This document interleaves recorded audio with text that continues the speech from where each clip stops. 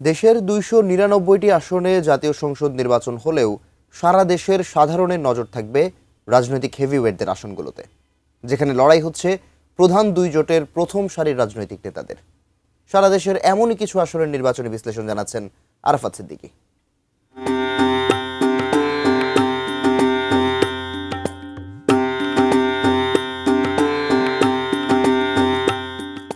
প্রার্থীর মৃত্যুর কারণে শেরপুর ৩ সংসদীয় আসন ছাড়া সারা দেশেই অনুষ্ঠিত হতে যাচ্ছে জাতীয় নির্বাচন। প্রতি আসনেই আছে নানা সমীকরণ, ভোটের লড়াইয়ের নানা হিসাব। তার মধ্যেই সারা দেশের আলোচনায় উঠে এসেছে এমন কয়েকটি আসন যেখানে মুখোমুখি দুই জোট কিংবা নির্বাচনমুখী দলগুলোর গুরুত্বপূর্ণ নেতারা। দেশের ৩০০ সংসদীয় আসনের তালিকায় প্রথমে থাকা পঞ্চগড় ১ আসনে জামায়াত নেতৃত্বাধীন ১১ দলীয় জোট থেকে লড়ছেন এনসিপির উত্তরাঞ্চলীয় মুখ্য সংগঠক সার্জিস আলম। এ আসনে বিএনপির প্রার্থী সাবেক স্পিকার জমির উদ্দিন সরকারের পুত্র ব্যারিস্টার মোহাম্মদ নওশাদ জমির, এছাড়াও বাংলাদেশ জাসদের কেন্দ্রীয় সাধারণ সম্পাদক নাজমুল হক প্রধানসহ প্রার্থী ৭ জন।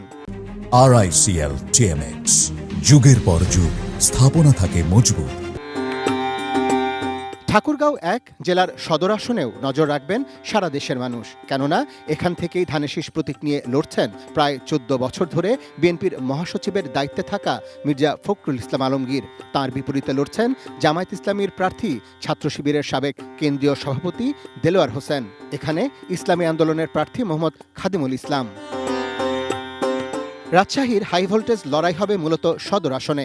সাবেক মেয়র মিজানুর রহমান মিনুর বিপরীতে জামায়াতের মহানগর আমির ডাক্তার মোহাম্মদ জাহাঙ্গীর।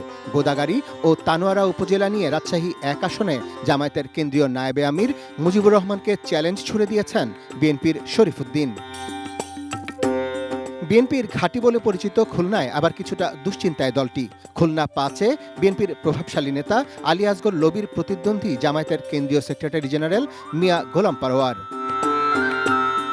বরিশালের ৬টি আসনেই লড়াই হবে ত্রিমুখী। এখানে প্রচারে বিএনপি এগিয়ে থাকলেও দলটির বিপক্ষে নিজ দলের বিদ্রোহী ছাড়াও মাঠে আছেন জামায়াত, এবি পার্টি, জাতীয় পার্টি এবং চরমোনাই পীরের ইসলামী আন্দোলনের নেতারা।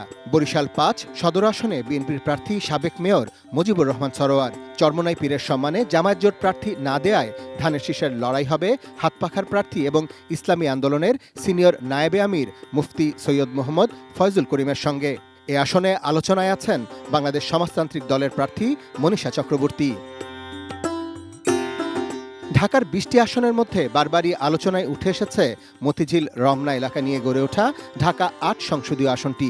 এখানে ধানের শীষের প্রার্থী বিএনপির স্থায়ী কমিটির সদস্য মির্জা আব্বাস।